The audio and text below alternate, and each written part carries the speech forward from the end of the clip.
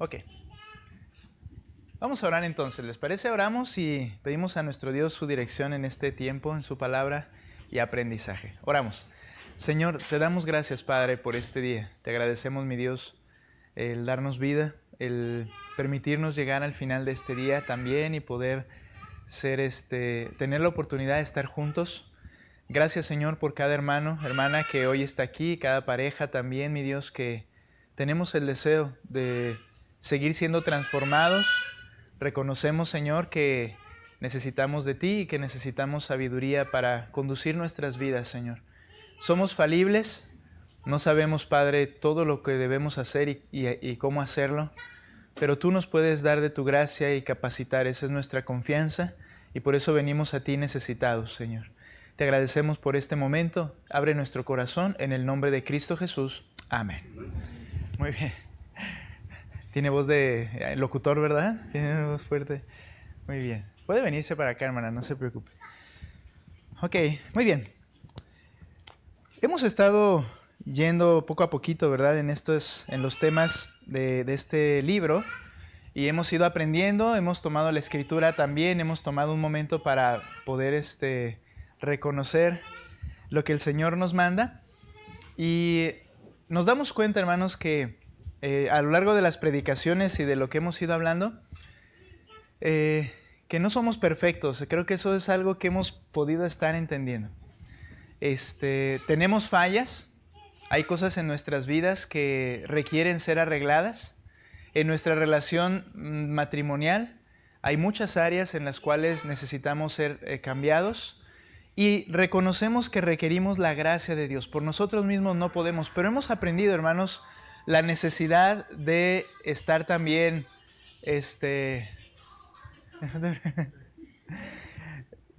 la necesidad de estar reconociendo, arrepintiéndonos, pidiendo al Señor perdón y poder ser transformados. Eso es muy importante, hermanos. Ahora, entramos en este tema, en el libro es la semana número 2, ¿verdad? Semana número 2, en la que se va a hablar acerca de que somos uno, de que somos una sola carne, y entender a qué se refiere la Escritura y qué implica que nosotros seamos realmente una sola carne. Eso es muy importante, hermanos, que lo podamos comprender. Ahora, ¿qué significa que somos uno? Quiero leer un párrafo, quienes están ahí siguiendo la lectura en la página 84, pero quiero leer un párrafo, hermanos, y que comentemos acerca de esa porción. ¿Ok? Dice el autor lo siguiente: muchos de los conflictos que veo como pastor se basan en el pecado atribuido a la independencia de cada cónyuge. Cada uno está convencido de que debe vivir para sí mismo y que el otro debe vivir para hacerlo feliz. Muchos se casan para recibir los beneficios del matrimonio en ellos mismos, pero no están dispuestos a sacrificarse para cumplir el llamado del matrimonio de ser una sola carne. Muchos hombres, dice el autor, nos casamos deseando continuar básicamente con la misma vida de soltero, pero con sexo y atención permanente en casa. Muchas mujeres desean mantener absoluta independencia, pero con el beneficio de tener a alguien con quien compartir y que las escuche todos los días.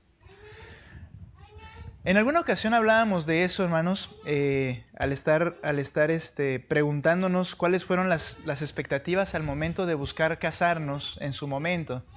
Y debemos reconocer algo, hermanos, que esa parte lo vamos a hablar ahorita, el individualismo sigue afectando nuestra manera de pensar profundamente. Es decir, el considerar que lo importante de buscar la pareja correcta es para que me haga feliz. Es para que yo pueda ser desarrollado. Algunos, ¿verdad? Al momento de estar llevando su carrera y llega el momento de casarse, ¿qué tienen en su mente? Voy a poder alcanzar y tener la casa que soñé, las cosas que he deseado, mi carrera próspera, una economía estable y todas estas cosas. ¿El medio cuál es? Tener a otra persona que me ayude a cumplir, ¿qué? Mis expectativas al final de cuentas. Que me ayude a hacer lo que yo deseo hacer. Esta idea, hermanos, aún los que ya nos casamos hace mucho, no vamos a preguntar quiénes tienen más de casados, ¿verdad? Pero a los que tenemos, a los que tienen más, a los que tenemos un poco menos o a los que sean muy recientes, esta idea sigue moldeando nuestra manera de conducirnos. Llegamos a pensar que la otra persona debe de vivir para hacerme feliz. Y vamos a aprender en esta enseñanza lo que el autor enseña aquí. Entender el verdadero propósito del matrimonio. Comprender qué significa realmente el matrimonio. Ahora, quiero explicar algo aquí que lo tenemos tan arraigado, hermanos, que quizá no lo hemos ni siquiera considerado. Hay una ideología que se llama el individualismo. ¿Okay? Esa ideología proviene, en la era moderna, proviene del liberalismo. ¿Okay? Ahora, ¿qué dice esta idea del individualismo? Escúchala. Y quizá te va a parecer no rara y no loca. El individualismo puede definirse como la tendencia a pensar y a actuar conforme a los propios criterios del sujeto, con total independencia de las determinaciones sociales externas a su persona.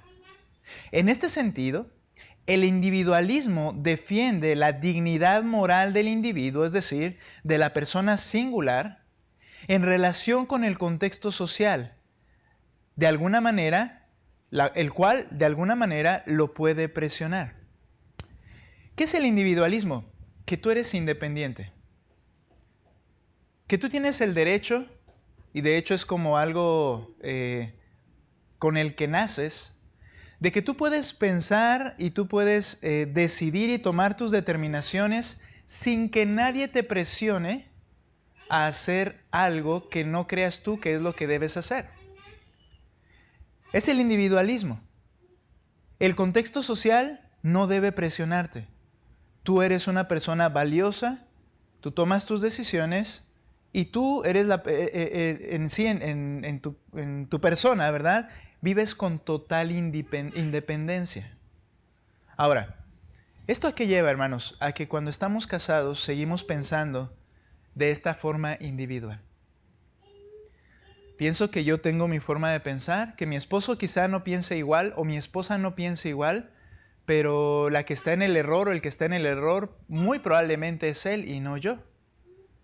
Y que al final de cuentas, el entorno, hermanos, esto lo he escuchado incluso de cristianos, es que estas decisiones son nuestras y ni la iglesia ni Dios van a intervenir en ella. Y aún siendo cristianos. Porque el individualismo, esa idea está bien arraigada. Y de esa viene otra situación, que va a ser menos rara todavía. Y se llama la ideología viene de la misma ideología, autorrealización. Autorrealización. Adelante, hermanos, pásenle. Autorrealización. Es la satisfacción de haber alcanzado y cumplido una o más metas personales que forman parte del desarrollo y del potencial humano. Sigo leyendo. La felicidad es el máximo logro de la autorrealización. Es contemplativa y se obtiene cuando las personas comprenden, fíjense qué es lo que enseña esta ideología, las personas comprenden que es a través de hechos y acciones que se cumplen los anhelos y proyectos. Forma parte de la libertad de ser y hacer aquello que se desea. A ver, vamos a las familias cristianas modernas, es decir, las nuestras, porque estamos en este contexto. ¿Qué pasa con el deseo de autorrealización de las esposas, por ejemplo, en un hogar? Piensa en esto. Ahora, quizá va a escucharse lo que va a decir, va a escucharse como retrógrada, en un sentido, e inclusive machista. Pero la razón de esta idea, hermanos, la razón contraria a la idea que voy a dar, es por esta idea de la autorrealización. Se considera que ella debe alcanzar sus sueños. Y la mujer voltea y ve al esposo y considera que él debe alcanzar sus sueños. Y que en las acciones que él o ella hagan, ellos deben encontrar la felicidad. Entonces, en los hogares que viven bajo una idea cristiana, las esposas tienen anhelos que alcanzar y quieren prepararse en estas cosas, en estas, aquellas, trabajar en un lugar así, hacer esto, hacer aquello y vivir de esta manera. Y entonces parece que ese es un derecho que Dios les ha dado a cada persona, la autorrealización. Y entonces está bien, pues si ese es tu sueño, persíguelo, yo te apoyo. ¿Y qué sucede? Los matrimonios viven una vida individualista. Cada quien vive para alcanzar sus propias autorrealización. Viven en una verdadera independencia. ¿Y sabes qué? Cuando tú puedes ver la Escritura y decir, a ver, Dios hizo un diseño perfecto para el matrimonio. Sí, ahora, ese diseño da características de lo que debe realizar cada persona dentro de ese matrimonio. Sí. ¿Y qué pasa cuando tú dices que la mujer debe encargarse de su hogar? Cuidar su casa, cuidar sus hijos, cuidar a su esposo. Y el esposo debe dedicarse a amar y cuidar a su esposa. Eso es anticuado. ¿Por qué? Porque la ideología del individualismo, la ideología de la independencia, la ideología de la autorrealización, la tenemos metida en los huesos porque de vez en cuando ¿te ha pasado que tragas un mosquito? Tragamos esa idea. ¿Qué pasa con esos mosquitos, verdad? Sin filtro, ya está dentro de ti y no puedes hacer nada. Y así pasa con estas ideologías. Las tragamos de tal manera que ya están dentro de nosotros y ni siquiera a veces nos damos cuenta. ¿Sabes? Hay que entender algo. El cristiano no vive por ideologías. Y tienes que diferenciar, y tengo que diferenciar entre una ideología y la verdad. Porque hay una diferencia. Una ideología se define de la siguiente manera: conjunto de ideas determinadas, la que sea, interpretadas de lo real y son consideradas como verdad y son ampliamente compartidas. Algo fundamental en una ideología es que es algo que abrazan muchas personas, ya sea un grupo, ya sea una sociedad completa. Abrazan una ideología. ¿Qué quiere decir? Es una idea que surgió en la mente de ellos o de alguien, porque siempre hay como que un origen, y después se desparrama tan fácilmente, y los demás la aceptan como esto es la interpretación de lo que es la realidad. Entonces esto es verdad. Pero hay una cuestión aquí. No porque tú o porque yo diga que algo es verdad, por eso se va a convertir en verdad. Ese es el engaño de las ideologías. Dicen que es la verdad porque muchos están de acuerdo con esa ideología y se toma como verdad. Pero el cristiano no vive por ideologías. Quiero mostrar Juan capítulo 18, por favor.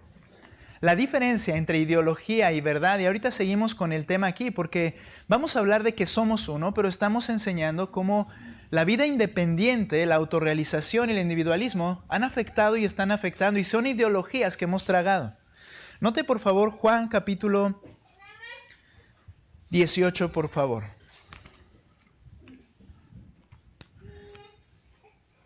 Juan 18.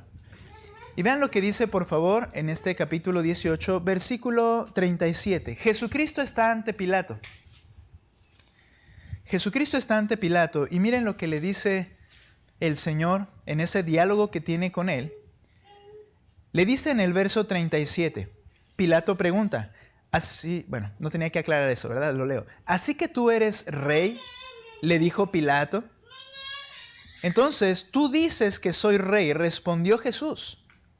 Para esto yo he nacido y para esto he venido al mundo, para dar testimonio de la verdad. No de una verdad, sino de la verdad. Y todo el que es de la verdad escucha mi voz. Y Pilato le preguntó, ¿qué es la verdad? Y habiendo dicho esto, salió otra vez a donde estaban los judíos y les dijo, yo no encuentro ningún delito en él. Mira, esta es la idea, la misma idea de Pilato, es la misma idea que siempre ha tenido el hombre. Que como las verdades para el hombre son las ideologías más aceptadas, entonces no hay una verdad absoluta. Un grupo puede tener una ideología y es su verdad. Tú puedes tener una ideología y es tu verdad. Aquel puede tener una ideología y es su verdad. Y esa era la lucha griega. El reconocer y buscar qué es la verdad. Esa pregunta nunca se pudo responder, pero Cristo la contestó muy sencillo. Yo para esto he nacido. Para esto he venido al mundo, para dar testimonio de la verdad. Cristo dijo, yo soy el camino, yo soy la verdad, yo soy la vida. Ahora, dicho en otras formas y menos agradable para la sociedad actual, Dios tiene el monopolio de la verdad. Solo a Él le pertenece. Nadie más la posee. Entonces, cuando digo que no debemos vivir por ideologías, lo que estamos diciendo es que no es de acuerdo a lo que tú o cualquier otro piense, sino lo que Dios dice, porque esa es la única, absoluta y permanente verdad. Y si esa verdad me dice que mi matrimonio va a fracasar en base a las ideologías que el mundo sigue, yo debo de aceptar la verdad y vivir de acuerdo a la verdad. Dios tiene el monopolio de la verdad. No le pertenece a nadie, le pertenece solamente a Él. De hecho, la verdad es una persona y esta es Jesucristo. Entonces, quiero aclarar esto ¿por qué? Porque tú te puedes ver tentado en esta hora a decir, bueno, pastor, hay diferentes maneras de ver estas cosas. Está bien, no la veas como yo, no la veas como este grupo, no la veas como el que escribió el libro. Vamos a verla como Dios lo dice y ya te demostré que a Él le pertenece la verdad. Y esa es permanente y absoluta.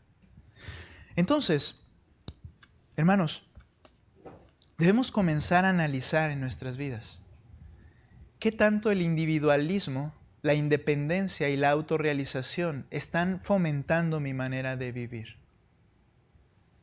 Que eso me lleva, como lo veremos en un momento, a contradecir, abandonar o quebrantar las verdades de Dios por las ideologías de este mundo. Por eso leo nuevamente esta parte solamente para continuar.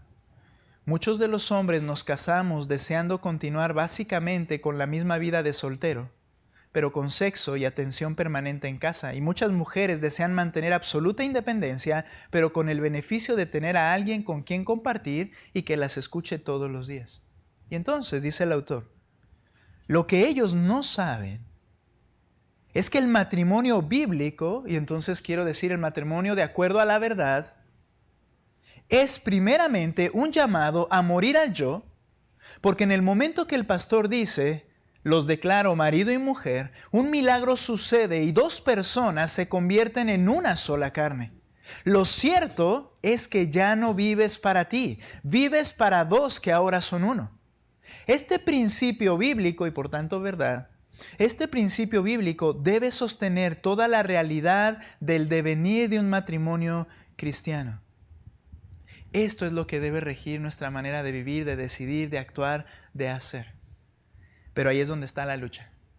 Y necesitamos la gracia de Dios. ¿Por qué? Porque sigo pensando en mí nada más. Porque aún en una discusión muy pequeña como ¿qué vamos a comer el domingo? Si no se hace mi voluntad, estoy enojado. Siento que es mi enemigo. Siento que esta persona que está a mi lado no quiere el bien para mí. ¿Qué estoy pensando? En mi vida independiente, que todos viven para hacerme a mí feliz. Debemos comprender realmente qué es el matrimonio. Y el Señor, que es la verdad, dice en Génesis capítulo 2, verso 24. Génesis 2, 24.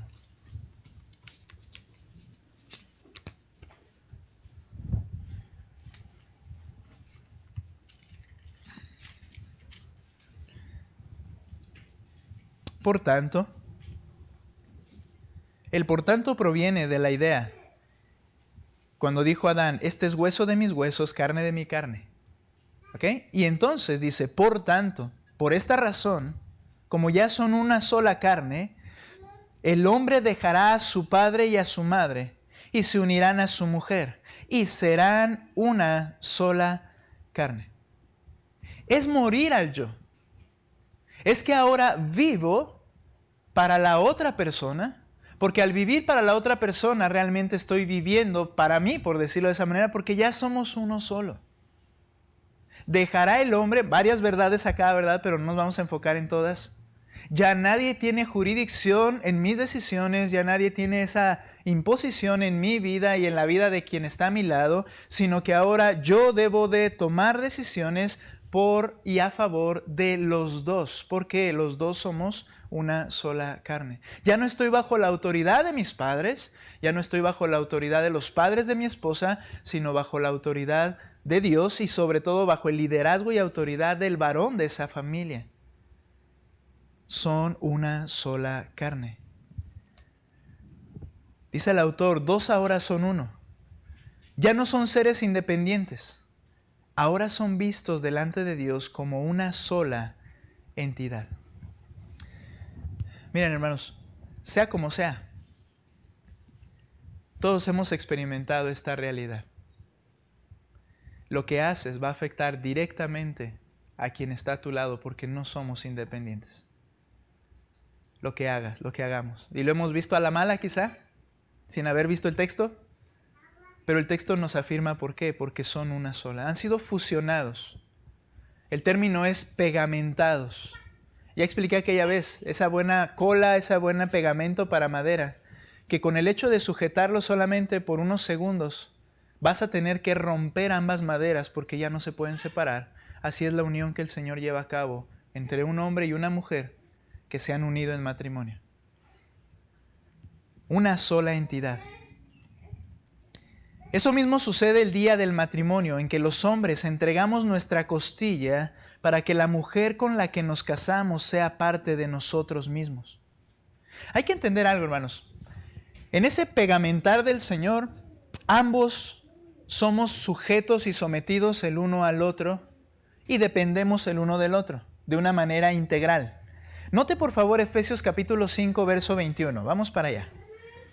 Este capítulo 5 de Efesios habla extensamente, o es el que más extensamente habla, ¿verdad?, de este aspecto de la unión y de las funciones en el matrimonio entre el hombre y la mujer. Pero antes de leer la parte de cada una y lo que debe hacer cada una, quiero que veas, por favor, capítulo 5, versículo 21. Les voy a pedir que ustedes me hagan favor de leerlo con fuerza. Capítulo 5, versículo 21. ¿Qué dice?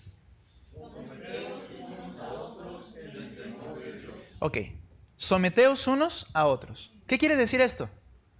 Que tú tienes que sujetarte al otro y el otro sujetarse a ti.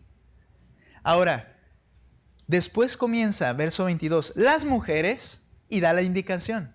Después más adelante en el verso 28, así también los maridos, la idea es esta, la posición y el rol que vas a llevar en el matrimonio, esa es la manera de someterte y sujetarte a tu esposa, esposo, y esa es la manera de someterte y sujetarse a tu esposo o esposa.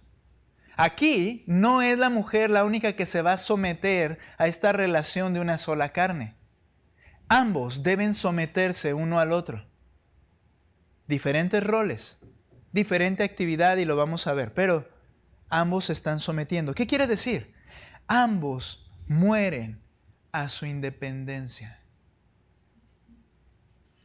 ¿Se quieren casar? Los que no se han casado, volteo para acá para no ver a los que un día... no se quieren. ¿Se quieren casar? Es la declaración de que mueres a tu independencia y ahora vives para la otra persona. ¿Se quieren divorciar? No, ese no lo vamos a aplicar. Los que ya estamos casados más bien. Si no lo hemos hecho, es aquí donde está el trabajo de cada día.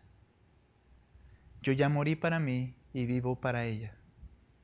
Yo ya morí para mí y vivo para él. Tenemos una labor que llevar a cabo. Ambos morimos a nuestra independencia. Por eso dice, sométanse unos a otros. Ya no eres libre en ese sentido. Ya no eres independiente, eres una sola carne.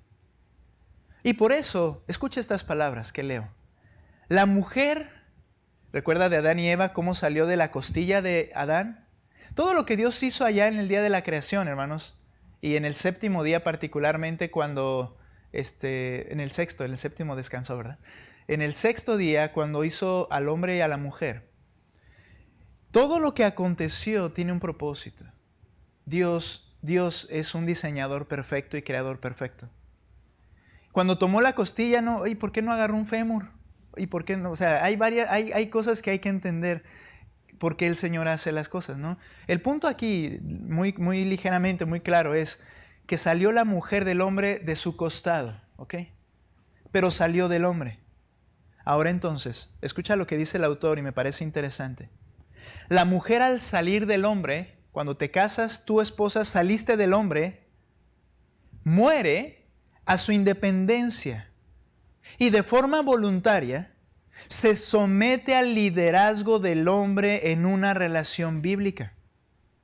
Ella viene a ser ayuda idónea, muere a sus sueños individuales y ahora se encamina por los sueños del matrimonio liderado por su esposo.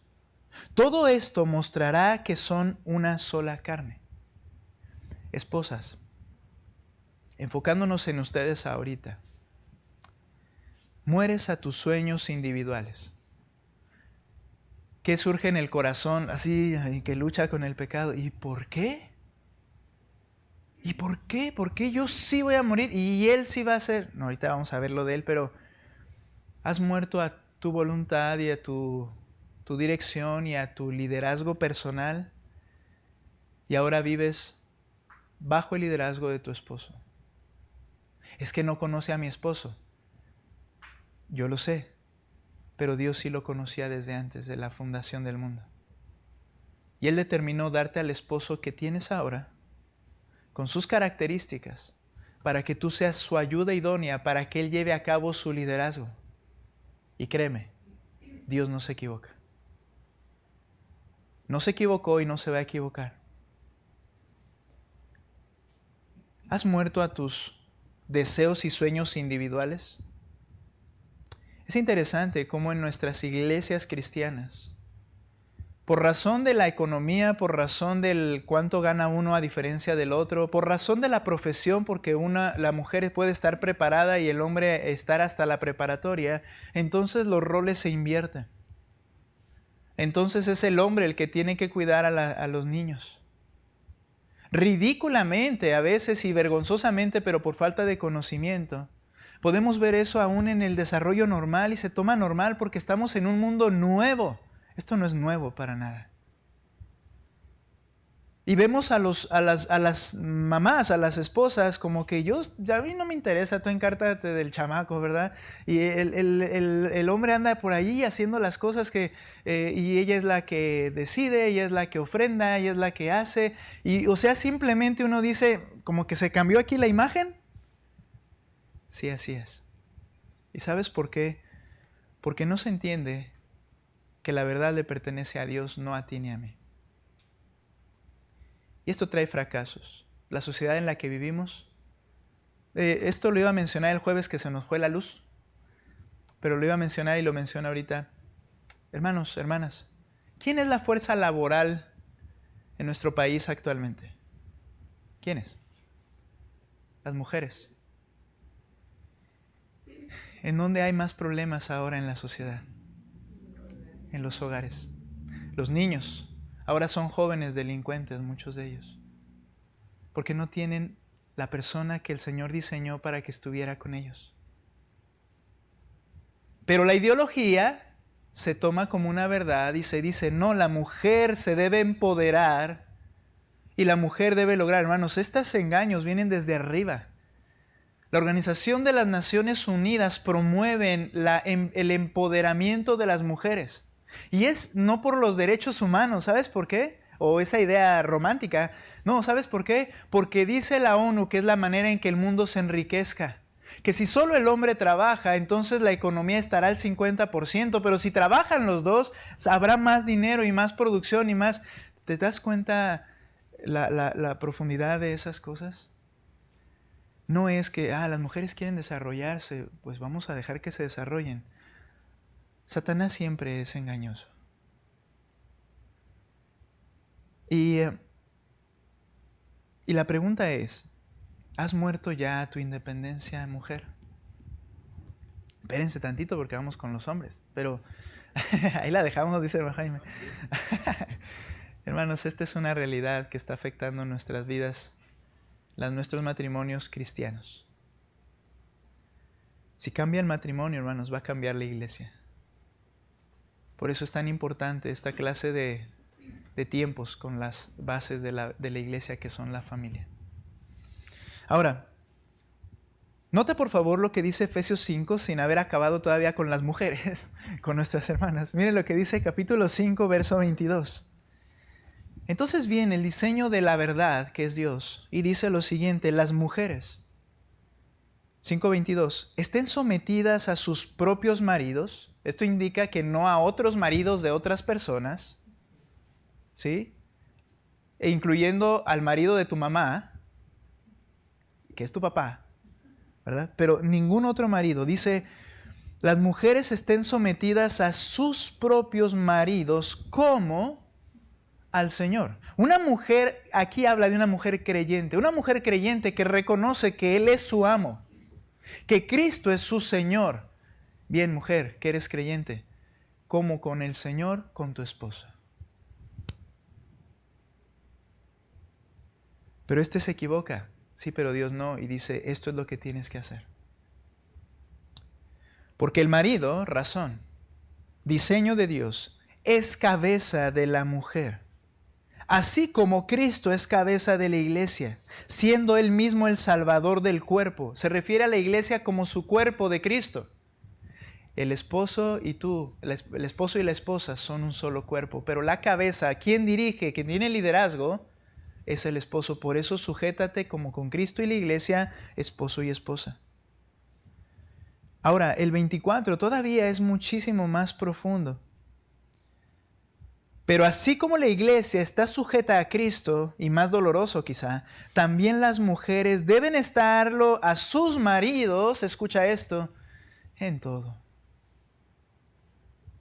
Ahora, cuando hablamos de que son aquí creyentes, hermanos, solo hay un punto en el cual esto no debe llevarse a cabo. Allá ya se están codeando, creo, dando patadas unos a otros. Calmados, hermanos. Sí, ¿verdad? Ok, hermanos. Ahora, noten algo aquí importante. Dice que deben estar las mujeres sujetas a sus maridos en todo. Si es un marido cristiano que ama al Señor, solo hay un aspecto, creo, bíblicamente, en el cual la mujer no debe sujetarse a su esposo, y esto es en pecado. Es decir, no que su esposo sea pecador, sino que le esté diciendo que peques en alguna área. Que hagas algo que bíblicamente claramente dice que no es correcto. Entonces ahí tienes un Señor por encima de tu esposo, y es el Señor Jesucristo. Pero en todo lo demás debes hacerlo. Y esta unidad, ¿cómo afecta o cómo implica al esposo? Bueno, el esposo, vive para amar solamente a su esposa. Y cuando digo solamente, incluimos a los hijos. Lo vimos hace no mucho. Si tú prefieres, cuando dije que ¿quién salvarías? ¿A quién salvarías? ¿A tu hijo o a tu esposo? Si están y se van a caer. ¿Recuerda ese ejemplo de Santi? Si tienes una oportunidad de salvar a uno de los dos, ¿a quién salvarías? ¿Mandé? Bien, esposo y esposa. Esposo, tu amor es a tu esposa por encima de tu esposo. Y viceversa también. Esto quiere decir que el esposo ya no vive para sí mismo. ¿Sabes? Hay esposos que aman cierta clase de diversiones o de entretenimientos que de por sí no son malos. Por ejemplo, el béisbol. No se crean. Estaban hablando ahorita de béisbol, ¿verdad? Por ejemplo, la televisión o cualquier otro. O el béisbol lo incluimos también, ¿por qué no? Pero, ¿cuál es el punto, hermanos? He escuchado esposos decir, es que yo quiero mi tiempo. Esposo, te casaste para que tu tiempo sea para tu esposa. Eso es retrógrada también en esta sociedad. Vives para amar a tu esposa. Vives para cuidar a tu esposa. Vives para proteger a tu esposa. Vives para proveer para tu esposa. Por eso lo dice en el capítulo 5, versículo 28. Después de haber hablado de las mujeres. Le dice en el 25, perdón. Maridos, amen a sus mujeres. Así como Cristo amó a la iglesia y se dio él mismo por ella. No solo dio su tiempo y su hora de refrigerio, sino que dejó su gloria, vino y tomó un cuerpo humano que ya era indigno el hecho de haber dejado su gloria, toma un cuerpo humano, vive como un siervo. ¿Y sabes todo esto para qué? Para morir, tomar la copa de la ira de Dios, beberla literalmente, resucitar y todo esto porque amó a su esposa. ¿Quién es su esposa? Todos los creyentes, su iglesia, para salvarnos. Bien, toma ese ejemplo y dice, así tú por tu esposa. Deja tu comodidad, deja tus preferencias, deja tus gustos y vive para amar y proteger a tu esposa cristianamente. Esta añadidura de mi parte, quiero nada más aclararla. ¿Por qué? Porque tampoco está hablando de que esa situación de chantaje, ¿verdad? Y que el esposo dice, lo traemos así, ¿verdad? Porque hay mucho chantaje, hay muchas amenazas, hay muchos elementos que usan la esposa o el esposo también, ¿no? Y entonces sí, yo hago todo para mi esposa, pero todo es en un sentido pecaminoso. No, hermanos. Así como Cristo amó a la iglesia. No fue algo forzado, fue algo que Él hizo por su propia voluntad. Y es algo que tú debes determinar a hacer, yo debo determinar a hacer por mi propia voluntad. Cuando vemos este paquete tan grande, solamente podemos ir a la gracia del Señor y pedirle, ayúdame. Pero si no reconocemos que estamos mal, hermanos, simplemente vamos a seguir marchando en el rumbo incorrecto. Y no solo eso, vamos a enseñar a la generación que viene el rumbo incorrecto con nuestra forma de vida.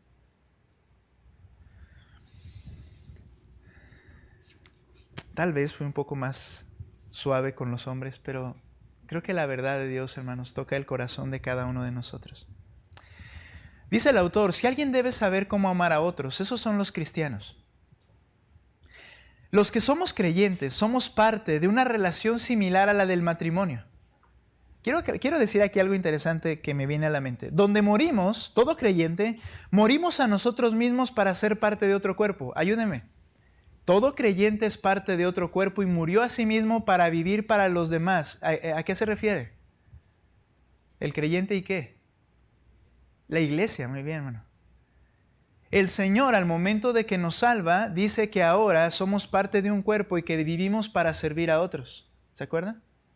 Esa idea que mencioné un jueves acerca de que, es que los débiles, por culpa de los débiles yo debería dejar entonces de tatuarme, por culpa de los débiles yo debería dejar de hacer esto, y hay una queja de esas personas. Es que no han entendido que cuando fueron creyentes fueron unidos orgánicamente a un cuerpo y vives ahora para los otros. Lo mismo que en el matrimonio. Y esto también es interesante. Hay personas que deciden no casarse. Está bien. Pero ¿sabes cuál es el argumento? Porque yo nunca podría someterme a un esposo. Espérate. Porque si eres cristiana, tú deberías someterte a los demás, porque esa es la relación que el Señor te puso al momento de salvarte y formarte en un cuerpo que es la iglesia. Si no lo harías con tu esposo, tampoco lo vas a hacer con el liderazgo de la iglesia, tampoco lo vas a hacer con tus demás hermanos. Es una rebeldía de tu corazón. No es que no nací con la facilidad de someterme. Es un pecado que hay en ti. Si no te casas, es porque el Señor no lo permitió, pero eso no quiere decir que tienes una vida independiente. Vives para alguien más. En primer lugar, el Señor. En segundo lugar, tu iglesia.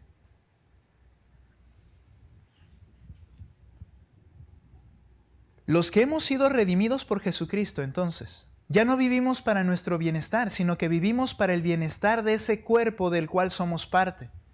Cuando amamos la iglesia, nos estamos amando unos a otros, Cuando amamos la iglesia, nos estamos amando a nosotros mismos. Y cuando amamos a nuestras esposas, nos estamos amando a nosotros mismos. Estas palabras tienen mucho impacto en la relación con la iglesia también, hermanos.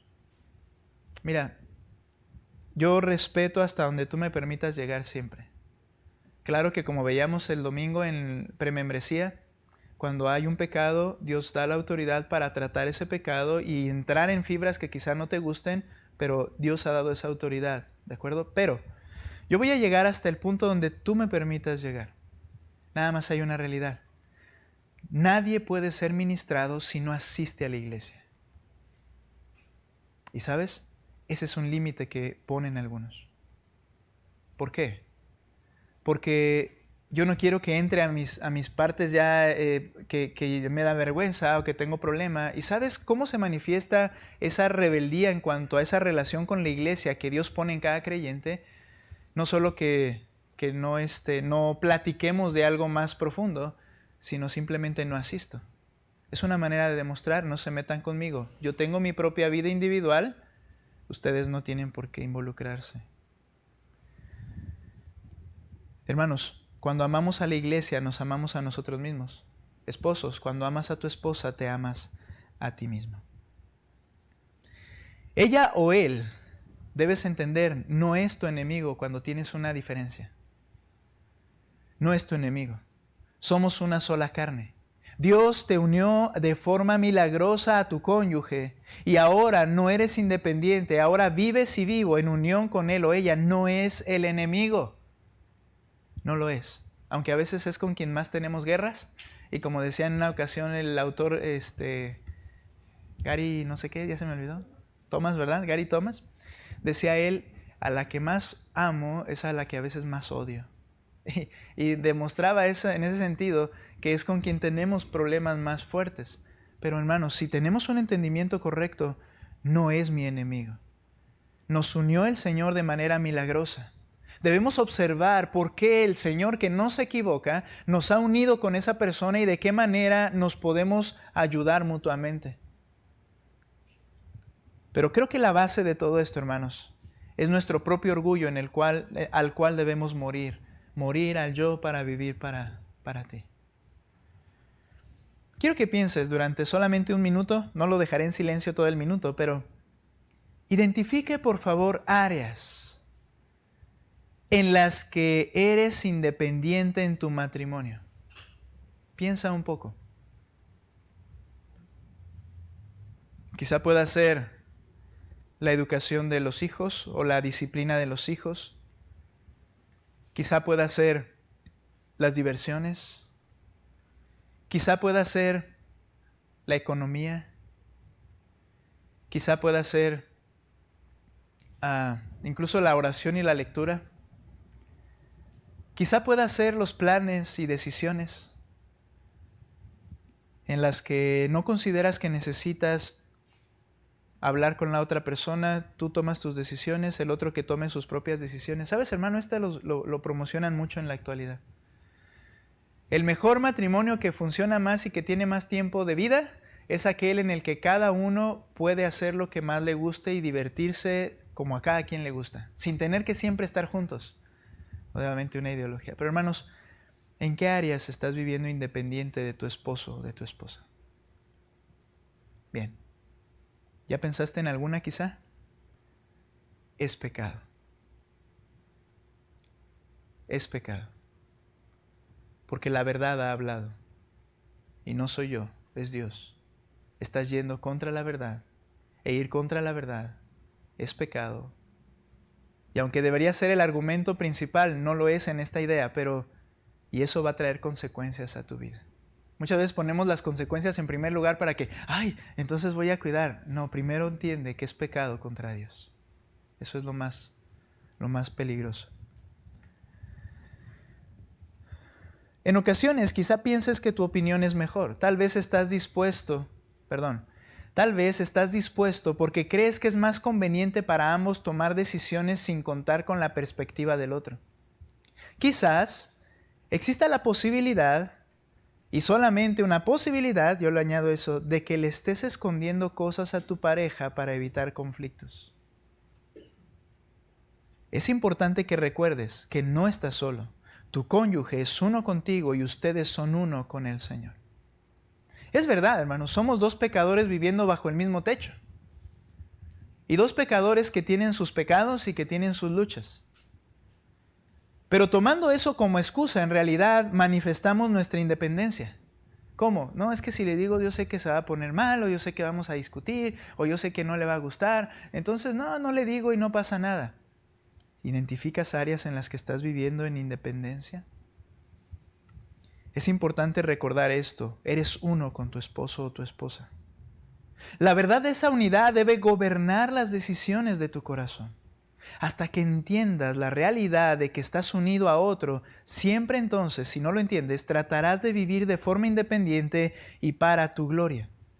El rendirte a vivir de esa manera independiente trae gloria a Dios, porque entonces mueres a tus deseos egoístas y reflejas el carácter de Cristo al dedicarte a servir a otro. Esto es lo que Cristo hizo. Filipenses 2 dice que haya en nosotros este sentir que hubo en Cristo Jesús, 2:5-7, el cual siendo en forma de Dios no estimó el ser igual a Dios como cosa que aferrarse, sino que se despojó a sí mismo y entonces vino a servirnos.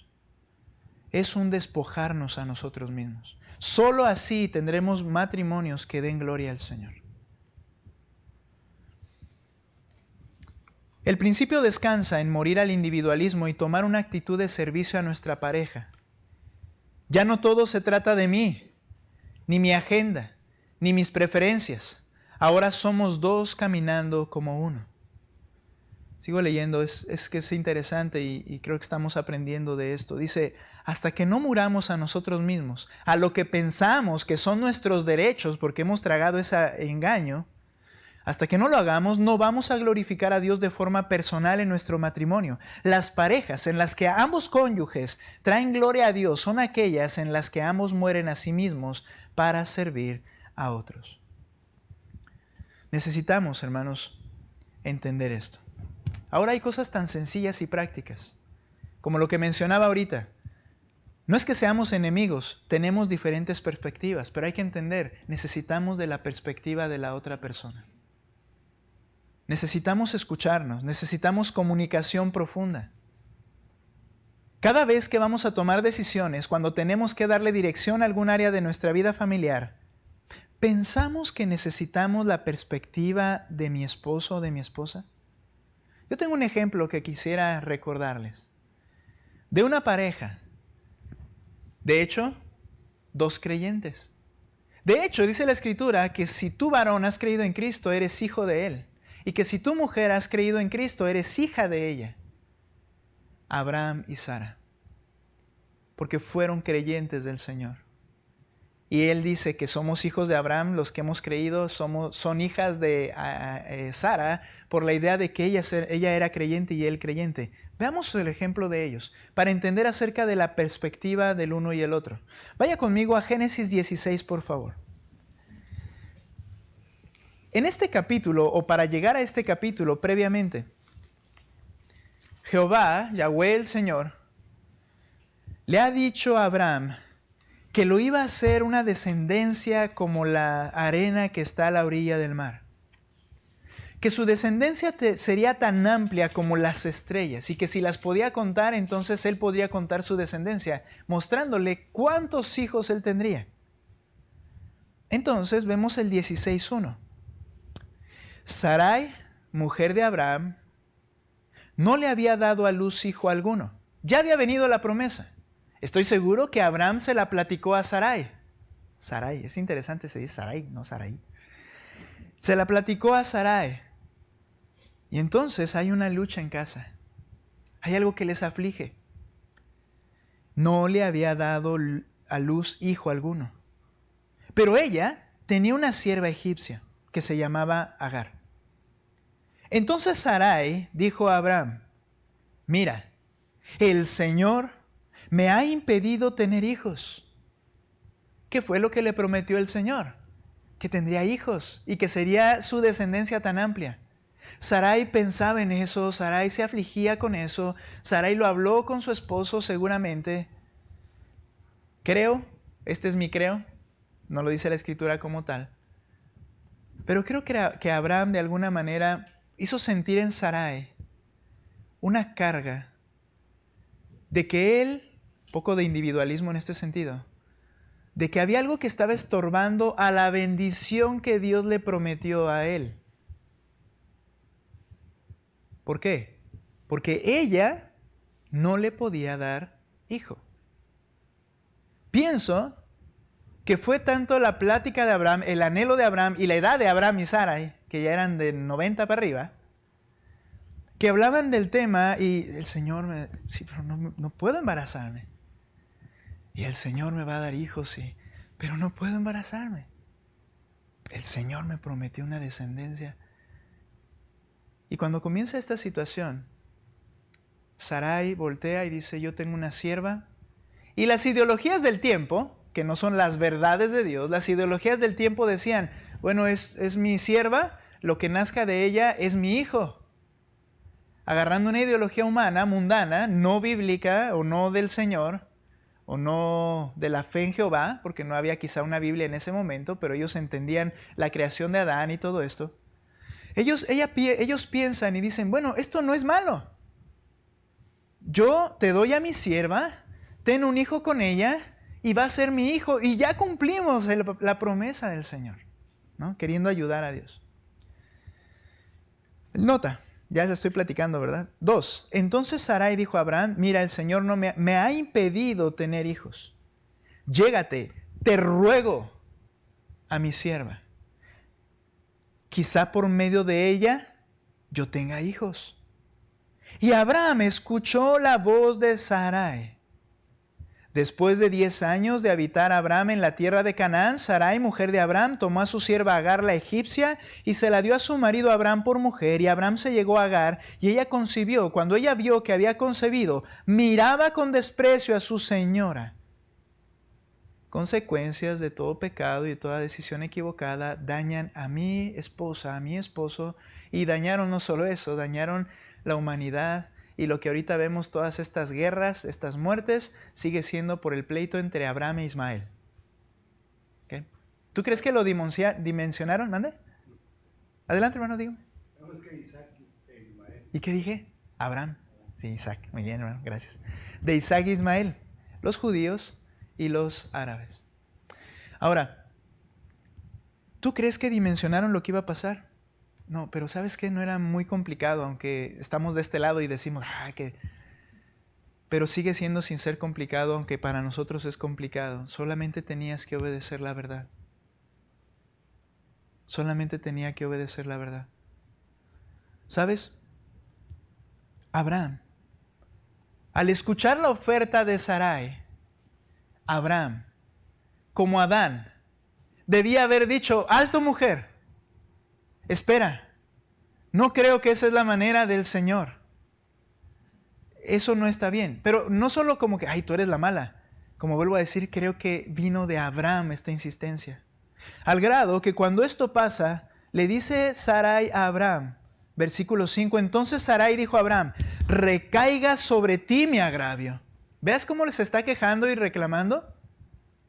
Yo entregué a mi sierva en tus brazos, pero cuando ella vio que había concebido, me miró con desprecio. Juzga el Señor entre tú y yo. Creo que Abraham buscaba su propia felicidad, sin entender que simplemente esa felicidad iba a venir al servir a Sara. Y Dios quién sabe cómo lo iba a hacer a Sarai, pero Él lo iba a hacer, Él lo prometió. ¿Ves cómo una decisión dentro del hogar va a afectar a tal grado, porque somos una sola carne? ¿Y notas cómo el liderazgo del hombre debe ser santo si no orilla a su familia al fracaso? Aunque en esta porción casi siempre ponemos a Sarai como que la regó, no, fue él. Fue su liderazgo y queda claro con lo que sucede después. Ahora, esto lo muestro para que veamos esa relación y cómo nos afecta unos a otros, porque somos una sola carne.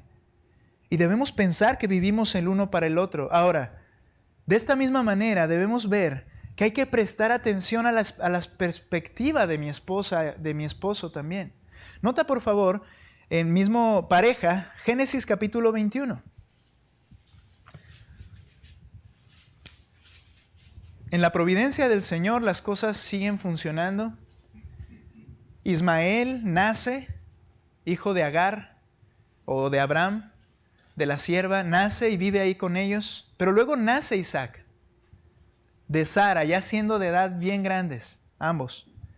Y entonces dice el versículo 8, y el niño creció, hablando de Isaac, y fue destetado 8 años aproximadamente. Y Abraham hizo un gran banquete el día que Isaac fue destetado. Pero Sara vio al hijo de Agar la egipcia. Pero Sara vio al hijo que Agar la egipcia le había dado a Abraham, burlándose de su hijo Isaac. Por eso le dijo a Abraham, echa fuera a esta sierva y a su hijo, porque el hijo de esta sierva no ha de ser heredero junto con Isaac mi hijo. A ver, un poquito antes, de hecho, cuando Agar se vio embarazada, dice que miraba con desprecio a su señora. Y luego su señora, también pecadora ella, le comenzó a hacer la vida imposible a Agar. Comenzó a oprimirla a tal grado que Agar quería morirse. Y se sale, ella y su criatura, ¿verdad? Y se van al desierto, el Señor va y los llama, habla con ella, con Agar, le habla acerca de Ismael y los trae de regreso. Y le dice algo muy interesante a Agar, ponte sujeta a tu señora. Es decir, ella había sido grosera, ella había sido altanera y la señora había sido, pues, perversa también. El punto es que regresa Agar. Están ahí, el niño crece, nace Isaac y entonces Sarai se da cuenta de algo. Aquí podríamos decir, es que ella seguía teniendo resentimiento. No lo podemos afirmar así. Ella se dio cuenta que esto iba a ser un problema grande. Que era probable que incluso la promesa de Isaac estaba en riesgo. Porque Ismael ya era grande y estaba abusando de un pequeño y algo podía pasar. Cuando va y le dice a Abraham, échala fuera, a Abraham le pareció una locura. Dijo, ¿cómo? Esto es algo malo. Pero Sarai estaba viendo, aquí ya Sara estaba viendo algo que él no estaba viendo. No lo sé, quizá por la actividad diaria de Abraham, él no estaba en la tienda y no se daba cuenta de esto, pero aquí es donde quiero hablar de lo importante de la perspectiva de nuestra esposa y de nuestro esposo, pero de que ambos podamos participar en el rumbo que estamos llevando. Sara se dio cuenta de algo y nota entonces lo que dice el 11. El asunto angustió a Abraham en gran manera por tratarse de su hijo, Ismael. Pero Dios dijo a Abraham, no te angusties por el muchacho, ni por tu sierva. Escucha estas palabras. Presta atención a todo lo que Sara te diga, porque por Isaac será llamada tu descendencia. En este asunto ella tenía razón. Y ambos debían observar la promesa de Dios. Quiero decir esto en nuestro matrimonio. Debes de entender que hay sabiduría en tu esposa. Esposa, debes entender que hay sabiduría y liderazgo en tu esposo, como el Señor lo ha diseñado. Escucha. Claramente, si tú ves que es algo que va en contra del Señor, no te unas a esa idea, pero escucha, porque ambos necesitamos ver la perspectiva del otro. Somos distintos, pero el Señor sabiamente nos unió. Dice algo el autor que quiero leer también. Ya que somos uno, necesitamos uno del otro para movernos juntos. Necesitamos continuamente la ayuda complementaria de la perspectiva del otro. ¿Sabes, esposo, por qué no le preguntas a tu esposa? Porque sabes que te va a decir algo que no te va a gustar y te va a echar abajo el planecito que tienes. Eso pasa, aún para cosas muy triviales. Tenemos que considerarnos. Tienes que considerar a tu esposa. Porque somos una sola carne. Y aquí entra algo que es sumamente importante. El yugo desigual. Nota por favor conmigo, 2 Corintios 6:14. Estamos comprendiendo esa unión y cómo afecta y cómo es que debemos nosotros vivir para el otro. Entender que necesitamos del uno al otro para movernos hacia el rumbo correcto en el Señor. Por eso, 2 Corintios 6:14 nos alarma, nos alerta, nos advierte de esto. No estén unidos en yugo desigual con los incrédulos. Pues, ¿qué asociación tiene la justicia y la iniquidad? ¿O qué comunión la luz con las tinieblas? ¿O qué armonía tiene Cristo con Belial? ¿O qué tiene en común un creyente con un incrédulo? A ver, hermanos, un creyente y un incrédulo, ¿qué van a heredar juntamente? ¿Qué van a heredar juntamente? El creyente estará en la presencia del Señor y el incrédulo por la eternidad en el infierno. Nota la idea que está diciendo el escritor. No hay nada que puedan compartir. Y esto es un grave riesgo y peligro. No se unan, hermanos, la verdad habla. No te unas en yugo desigual. Mira, este argumento es el de los jóvenes, donde aunque haya jóvenes en sus iglesias, algunos el argumento es que aquí no hay jóvenes. Se van donde hay jóvenes. Y el argumento es que no me gustan los que están. Y el punto es que buscan fuera. Ahora, entiendo que a veces dentro de los mismos grupos de la misma iglesia puede haber algunas cosas. De hecho, yo debo decirte, no se trata de que vaya a la iglesia. Hay algo muy importante. Se trata de que ame a Cristo. No cumplas el requisito como que, pues dice ser cristiano. Pregúntate y pregúntale, ¿amas a Cristo? ¿Por qué? Porque van a tomar decisiones juntos. Porque va a influir tu decisión y la decisión de la otra persona, porque los va a unir en una sola carne. Imagínate una sola carne tirando para lados opuestos. Imagínate cómo va a funcionar. De hecho, no va a funcionar. Por eso, aunque se digan cristiano, tampoco se trata de eso. Estoy de acuerdo con esos jóvenes que dicen, es que son más amables los de afuera que los de adentro. Ok, pero yo no te estoy diciendo eso, te estoy diciendo, busca a alguien que ame a Cristo. Esos son los cristianos. Porque entonces van a tener un rumbo en común. Van a querer servir a Cristo. Si no, solo tú lo vas a querer hacer. Y la otra persona va a jalar para su propio placer y felicidad. Y esto será, si de por sí vivir con otro pecador, aunque ame a Cristo, es un pleito, esto simplemente será un fracaso total. Por eso, hermanos, esta advertencia.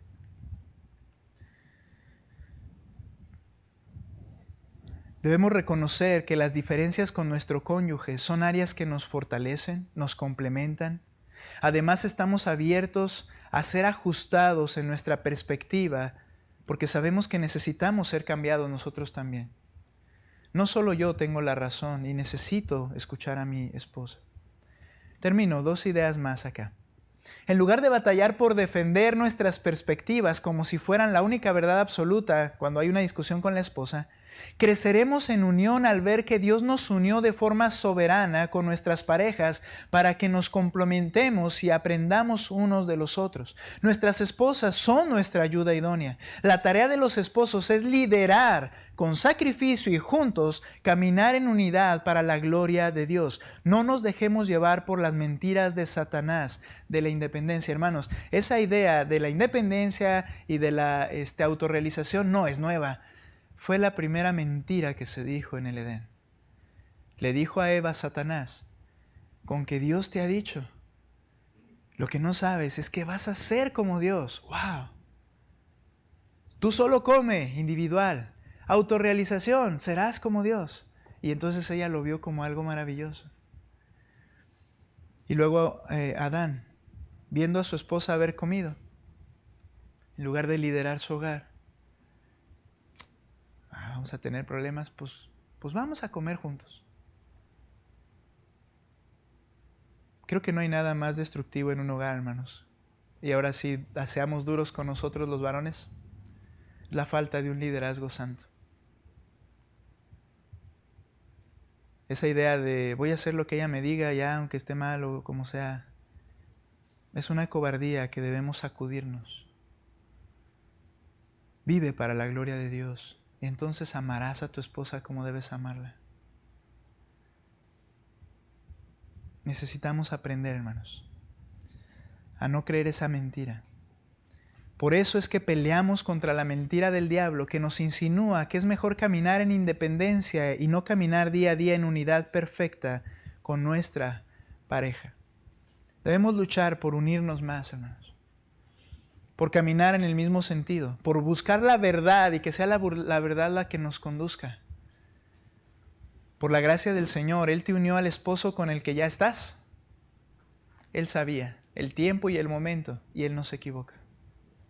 Y jóvenes, muchachos, el Señor los va a unir con la persona perfecta para que puedan caminar en unidad. Pero siempre recordemos, vivimos para la gloria de Dios, para servir al otro, no para vivir para mi propia gloria ni para servirme y ser feliz a mí mismo. Vamos a orar, vamos a concluir orando. Gracias, Señor. Gracias porque esa es una característica de la verdad. Es absoluta e inamovible. Nos deja, Señor, sin opciones, pero nos indica qué hacer. Y en tu gracia, Padre, y así es tu palabra, nos muestras lo que debemos hacer y cómo hacerlo.